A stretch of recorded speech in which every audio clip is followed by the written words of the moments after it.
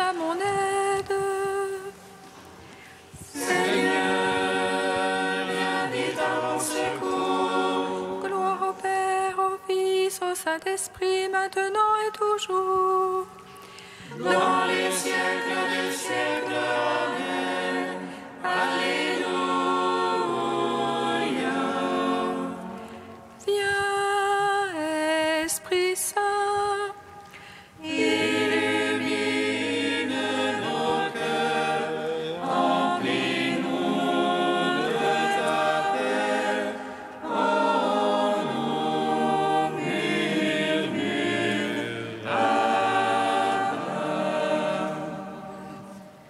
Tu es notre guide, ô Dieu, toi, Paraclet, notre défense. Viens, Esprit Saint, illumine nos cœurs, remplis-nous de ta paix. Oh, nous murmure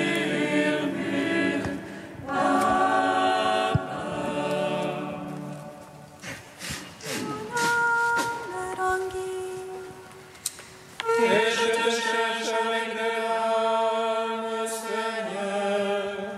Vois mon affliction, illumine mes ténèbres, afin que mon âme soit dans la joie.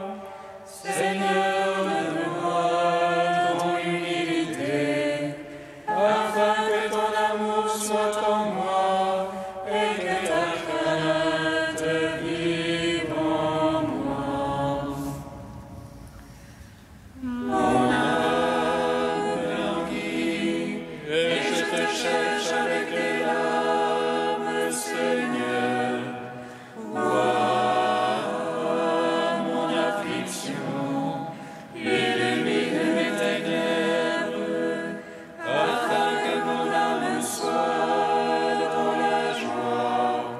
Seigneur, donne-moi ton humilité, afin que ton amour soit en moi et que ta crainte vive en moi. Mon âme languit et je te cherche avec les larmes, Seigneur. Vois mon affliction, illumine mes ténèbres, afin que mon âme soit dans la joie. Seigneur, donne-moi ton humilité, afin que ton amour soit en moi et que ta crainte vive en moi. Psaume 118, strophe 3. Ouvre mes yeux, Seigneur mon Dieu, ô splendeur de ta parole.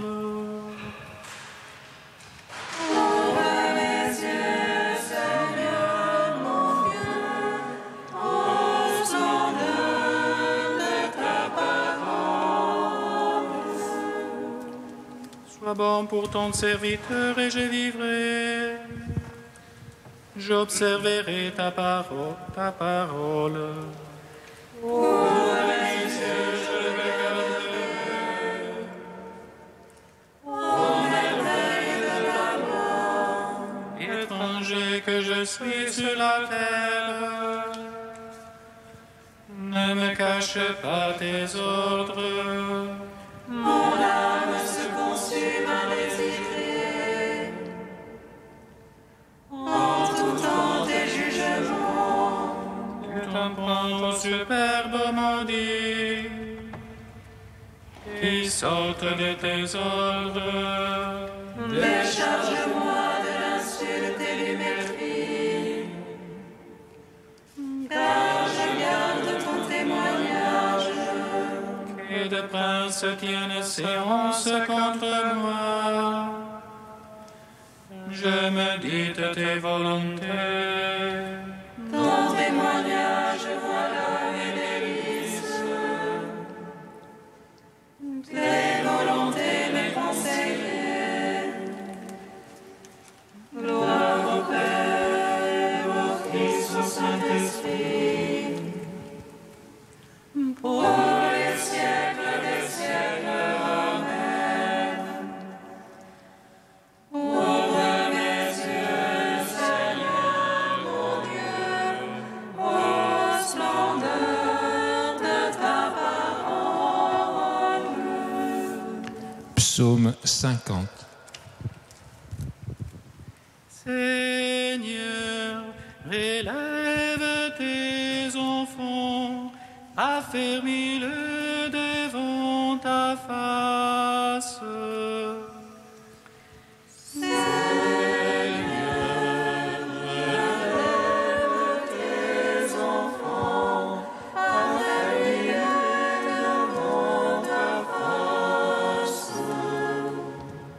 Pitié pour moi, Seigneur, en ta bonté, en ta tendresse, efface mon péché.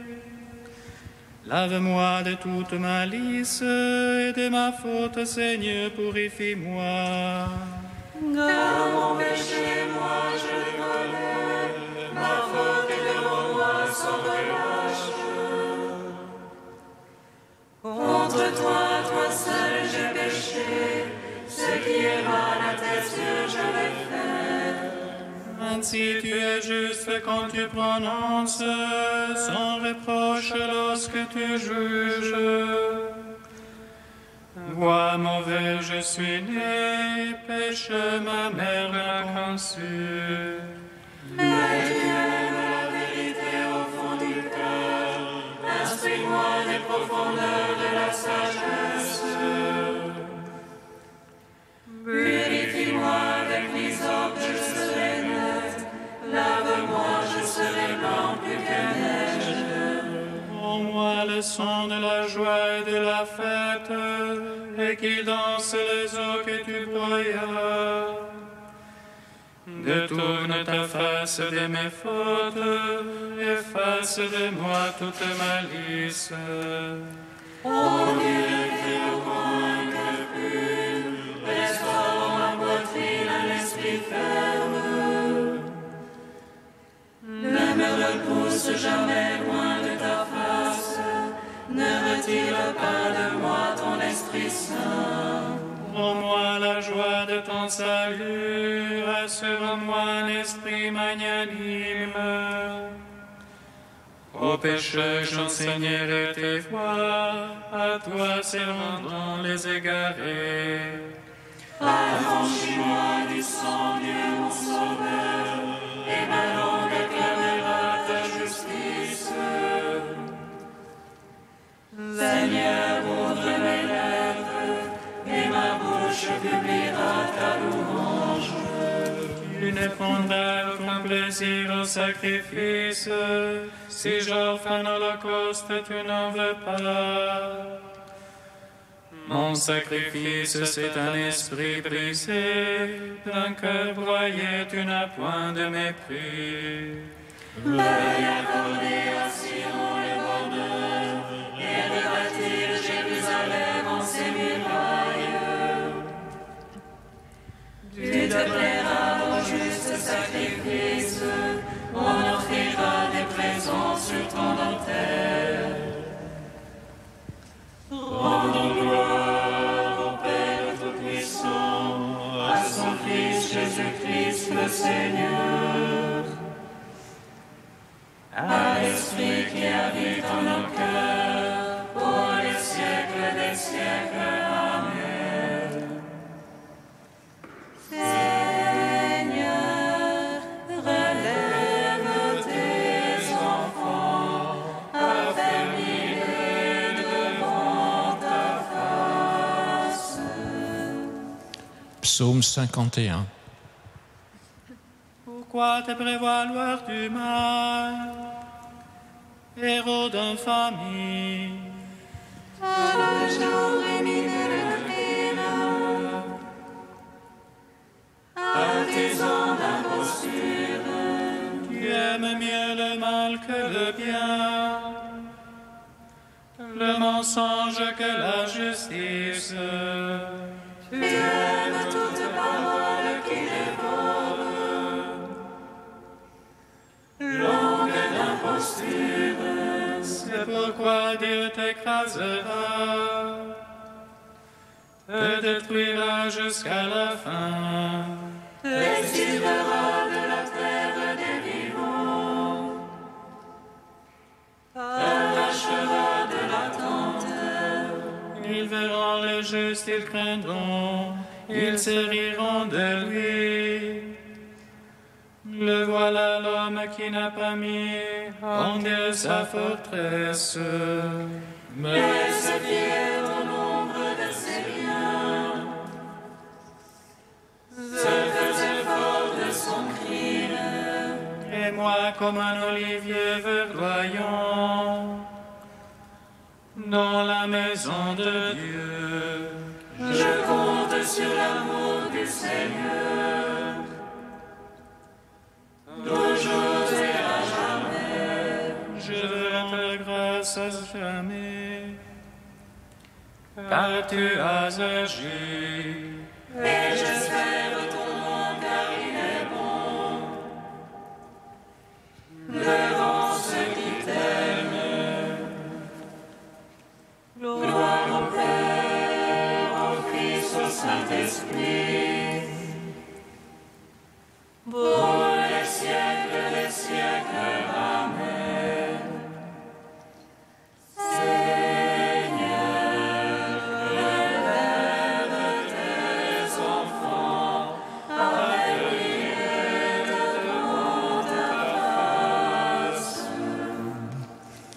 Quatrième chant du serviteur, page 294.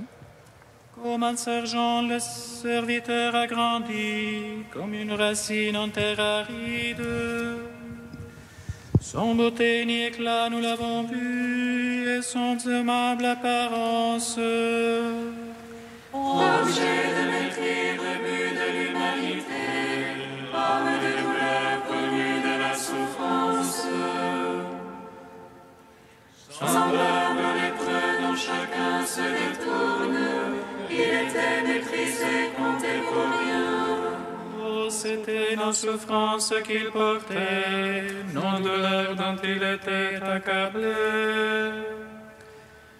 Et nous, nous pensions qu'il était châtié, frappé par Dieu, humilié. Il a été transpercé par nos péchés, broyé à cause de nos crimes. Le châtiment qui nous obtient la paix est sur lui, par ses plaies nous sommes guéris.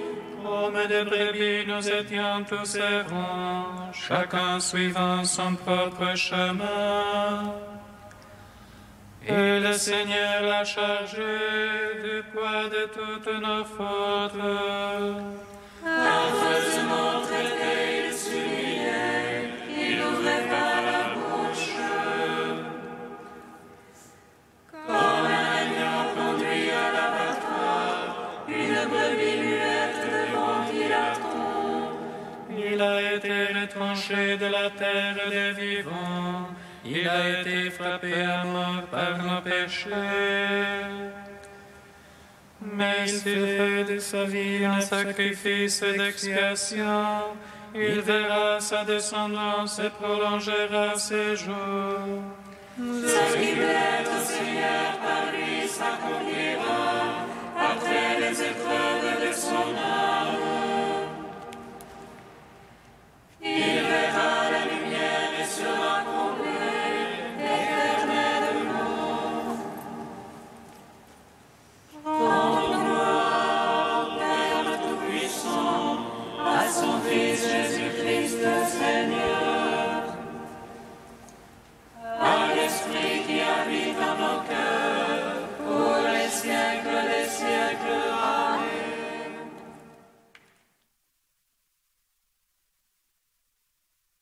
De Monseigneur Albert de Montléon rendait témoignage. Le baptême est la racine de la sainteté. C'est pourquoi saint Paul désigne les baptisés du beau titre des saints. Non qu'ils aient encore atteint la perfection chrétienne, certains en sont parfois fort loin, mais parce que, par leur baptême, ils appartiennent au Christ et que le Christ est à eux. Cette union au Christ, fondement même de la vie chrétienne et source de toute sainteté, n'est reçue et ne s'épanouit que dans la foi et le sacrement de la foi, principalement l'Eucharistie. La sainteté se fonde et se nourrit de l'union sacramentelle et réelle au Christ par la puissance du Saint-Esprit. La sainteté doit, conséquemment, se traduire dans la vie des fidèles et la transformer.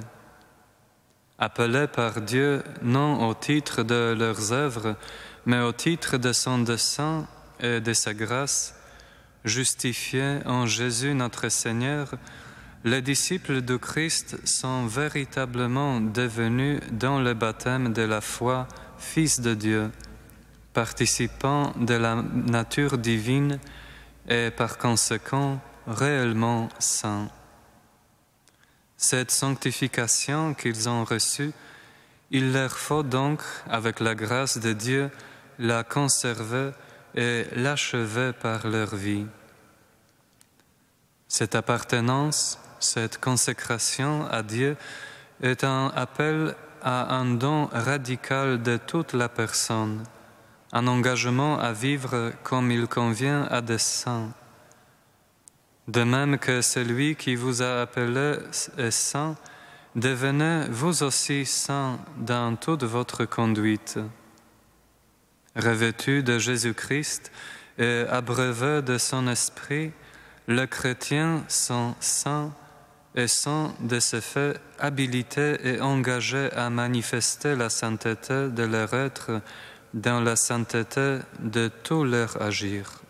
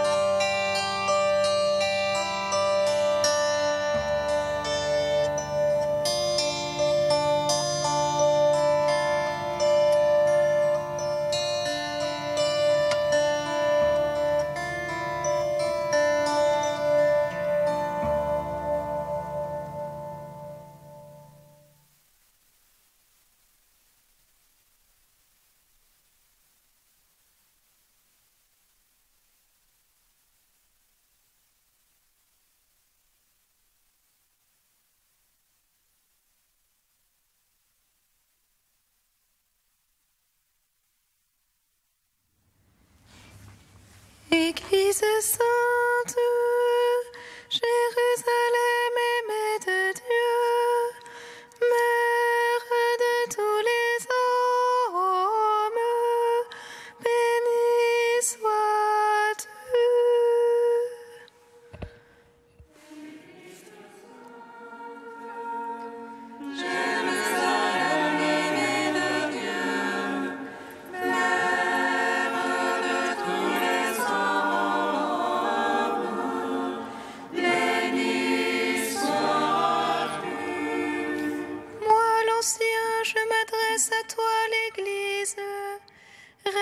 choisie par Dieu.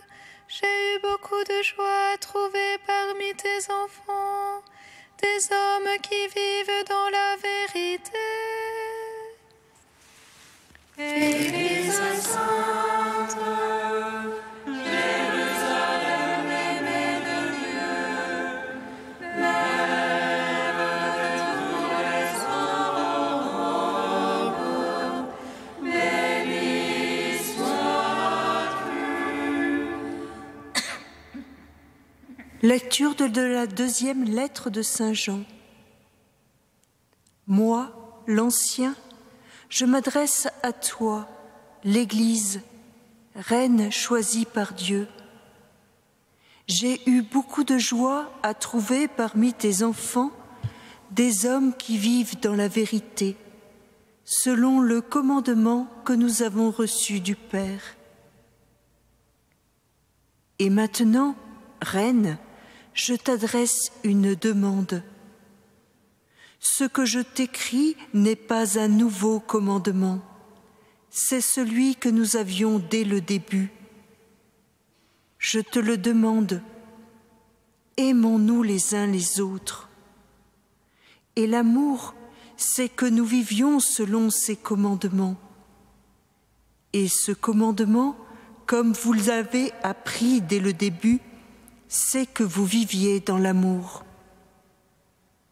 Beaucoup d'imposteurs se sont répandus dans le monde, eux qui ne professent pas la foi en Jésus-Christ venu dans la chair. Celui qui agit ainsi, c'est l'imposteur et l'antichrist. Prenez garde à vous-même pour ne pas perdre le fruit de votre travail, mais recevoir intégralement votre salaire.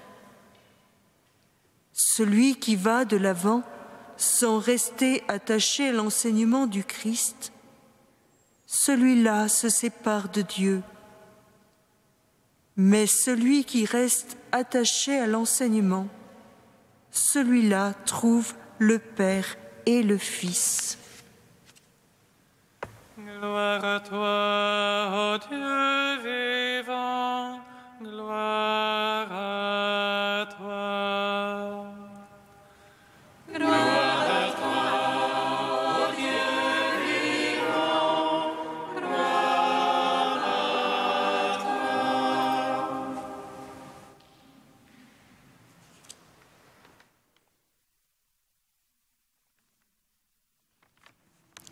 Cette deuxième épître, écrite par l'Ancien, a été conservée par la tradition sous le nom d'épître de Saint Jean, car elle offre, comme les deux autres épîtres du même nom, une parenté littéraire et doctrinale indiscutable avec l'Évangile selon Saint Jean sous sa forme actuelle. Cette épître s'adresse à une église particulière dont on ne connaît pas le nom. L'Ancien l'appelle reine choisie par Dieu pour lui montrer l'importance qu'elle revêt aux yeux de Dieu, qui est capable de préférer chacun en particulier. L'Ancien la met en garde contre deux maux, celui d'oublier le commandement premier de la charité et celui de la propagande de faux docteurs qui nient la réalité de l'incarnation. Cette lettre nous appelle donc à la vraie doctrine de la foi, à vivre pour faire la joie de Dieu et de ceux qui guident l'Église dans la vérité, selon le commandement d'amour du Christ. Ce rappel au commandement premier de nous aimer les uns les autres nous ramène à l'essentiel, à l'essence de Dieu même qui est amour, comme nous le dit Saint Jean en sa première épître. Cette vie dans l'amour de son prochain comme de soi-même nous fait donc vivre dans l'amour, c'est-à-dire en Dieu lui-même. Cette vie en Dieu, au sein de la Trinité, nous conduit au Père, qui est la source de ce commandement d'amour rendu possible par le Fils en l'Esprit Saint, qui est ce lien d'amour entre le Père et le Fils. Il nous plonge donc littéralement dans la vie du Fils, qui est cette voie, mais aussi la vie et la vérité qui doivent nous faire agir. En elle, nous ne pouvons donc que reconnaître la vérité et confesser que le Fils est bien le bien-aimé du Père. Il est le Fils unique, l'aîné d'une multitude, offert par le Père et par le Fils lui-même pour que nous puissions être sauvés et accéder à cet amour infini offert à chacun d'entre nous. Cette offrande du Fils ne peut se réaliser pleinement que parce qu'il s'est fait homme et s'est revêtu de notre humanité en prenant chair dans le sein de la Vierge Marie, première rachetée des enfants des hommes. En lui, l'humanité et la divinité ont pu se réconcilier et nous permettent de pouvoir à notre tour être élus et mis à part pour vivre de cet amour qu'est Dieu. Nous pouvons donc accéder à cette dignité d'enfant de Dieu qui nous fait participer par notre travail au travail créateur du Père dans le Fils et porter du fruit.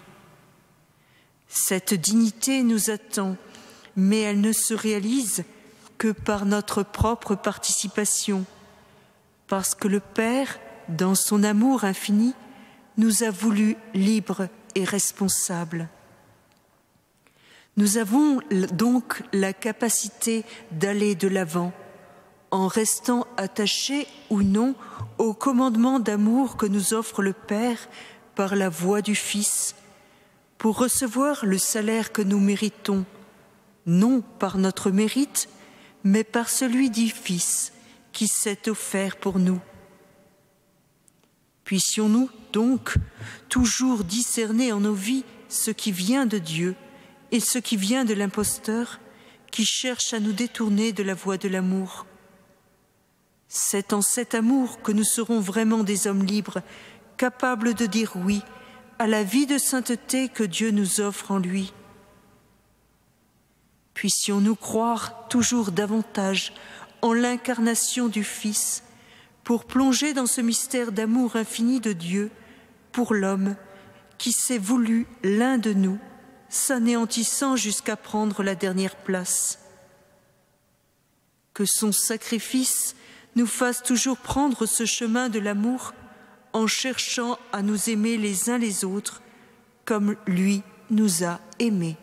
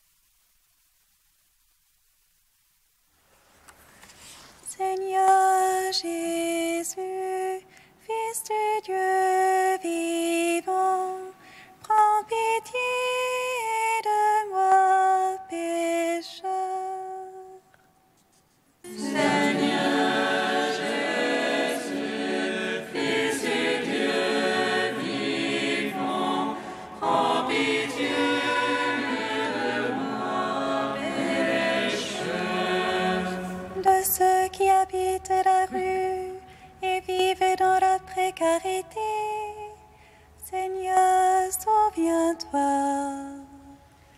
Seigneur Jésus, Fils du Dieu vivant, prends pitié de moi, pécheur. De ceux qui sont atteints de maladie et craignent pour leur vie, Seigneur, souviens-toi. Seigneur Jésus, Fils du Dieu vivant, prends pitié de moi, pécheur. De ceux qui connaissent les ténèbres du doute ou du désespoir, Seigneur, souviens-toi. Seigneur Jésus, Fils du Dieu vivant, prends pitié de moi, pécheur. Tu es saint Dieu, tu es saint fort, saint immortel, prends pitié de nous. Tu es saint Dieu, tu es saint fort, saint immortel, prends pitié de nous. Tu es saint Dieu, tu es saint fort, saint immortel, prends pitié de nous. Gloire au Père et au Fils et au Saint-Esprit, maintenant et toujours et dans les siècles des siècles. Amen. Saint immortel, prends pitié de nous. Tu es saint Dieu, tu es saint fort, saint immortel, prends pitié de nous. Comme nous l'avons appris du Sauveur et selon son commandement, nous osons dire: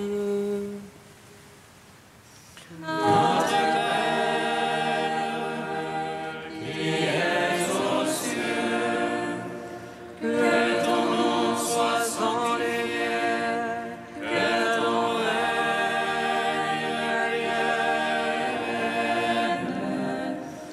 que ta volonté soit faite sur la terre comme au ciel. Donne-nous aujourd'hui notre pain de ce jour. Pardonne-nous nos offenses, comme nous pardonnons aussi à ceux qui nous ont offensés.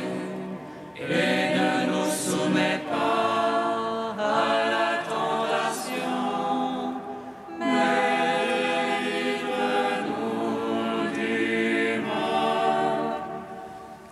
Car c'est à toi qu'appartiennent le règne, la puissance et la gloire pour les siècles des siècles. Amen.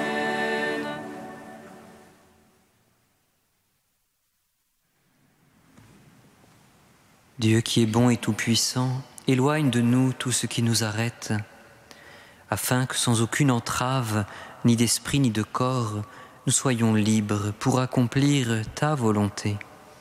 Par Jésus-Christ, ton Fils unique, notre Seigneur et notre Dieu, qui vit et règne avec toi et le Saint-Esprit, maintenant et pour les siècles des siècles. Amen. Bénissons le Seigneur. Nous rendons grâce à Dieu. Amen. louange annonce à Marie qu'elle serait la mère du Sauveur. Elle conçue de l'Esprit Saint. Réjouis-toi, Marie, pleine de grâce, le Seigneur est avec toi. Tu es bénie entre les femmes, et Jésus, le fruit de ton sein, est béni. Voici la servante du Seigneur.